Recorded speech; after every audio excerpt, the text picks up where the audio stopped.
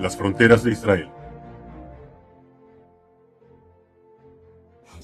El derecho a la defensa propia dentro de fronteras seguras es un estado básico de todo país y condición indispensable para la defensa de sus ciudadanos contra invasiones militares y ataques terroristas.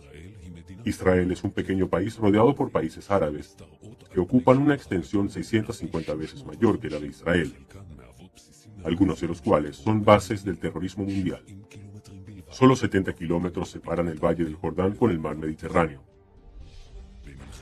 En la Guerra de los 6 días, Israel fue atacada por 4 ejércitos en 3 frentes. Después de la guerra, el Consejo de Seguridad de las Naciones Unidas reconoció por decreto 242 el derecho de Israel a tener fronteras seguras, es decir, fronteras defendibles en lugar de las frágiles que fueron atacadas. ¿Cuáles son esas fronteras defendibles? ¿Cuáles son las seguridades básicas de Israel? El Valle del Jordán. El Valle del Jordán, el frente oriental de Israel, una barrera natural entre Israel y los países de Jordania, Irak e Irán. El Valle del Jordán, que desde una profundidad de 400 metros bajo el nivel del mar, alcanza una altura de más de 1000 metros por encima del mismo. Es una traba terrestre de 1400 metros de largo frente a ataques orientales.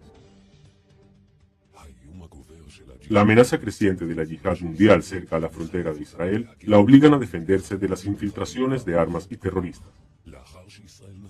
Después que Israel se retiró de la línea Filadelfia en el 2005, se convirtió esa frontera entre Gaza e Israel en el pasaje principal de terroristas, toneladas de armas y municiones provenientes del mundo árabe. El Valle del Jordán es el equivalente a la línea Filadelfia en el lado oriental de Israel. Con el fin de defenderse, Israel debe cuidar su presencia en el Valle del Jordán.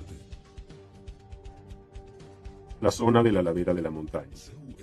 Esta es la zona de la ladera de la montaña, cadena de alturas que se elevan a 1000 metros y que domina la costa de Israel, donde se concentra el 70% de su población, el 80% de sus industrias y todos sus puertos terrestres y aéreos. Misiles lanzados desde las alturas de Judea peligran a Jerusalén, la capital. Ben Gurión es el único aeropuerto internacional de Israel.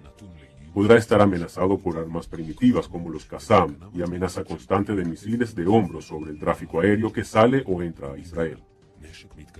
Armas más sofisticadas deberán defender a todo el territorio de Israel.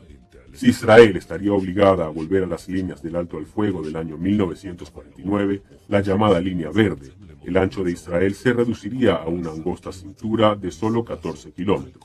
Por ese motivo, en todo arreglo futuro, se deberá asegurar la presencia de Israel en puntos clave que controlen las laderas montañosas y el Estado palestino desarmado. La importancia de un angosto territorio de Israel es que un avión de combate puede cruzar el ancho del país en menos de 4 minutos. Un avión enemigo que llega del este llega a Jerusalén en menos de 2 minutos. Con el fin de apartar el peligro aéreo sobre Jerusalén, es necesario alejar el avión enemigo por lo menos 16 kilómetros hacia el este de la capital. Para evitar que un avión se estrelle sobre zonas densamente pobladas, teniendo en cuenta que un avión israelí necesita 3 minutos para ponerse en marcha, es necesario identificar al avión enemigo y derribarlo antes que cruce el río Jordán. En defensa propia, Israel debe controlar el espacio aéreo sobre territorio de Judea y Shomrón.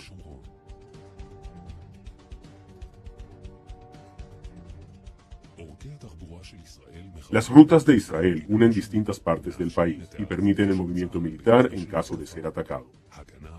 La defensa de esas rutas son indispensables para evitar disparos de francotiradores a los viajantes, para evitar la desconexión completa entre las zonas del país y asegurar el movimiento de las fuerzas de defensa de Israel en caso de ataque. En defensa propia, Israel debe cuidar el movimiento libre en sus rutas centrales. Existe mucha incertidumbre respecto al futuro del Medio Oriente, en especial después de la retirada programada de las fuerzas americanas en Irak. Ninguno de los regímenes existentes en la zona tiene el futuro asegurado.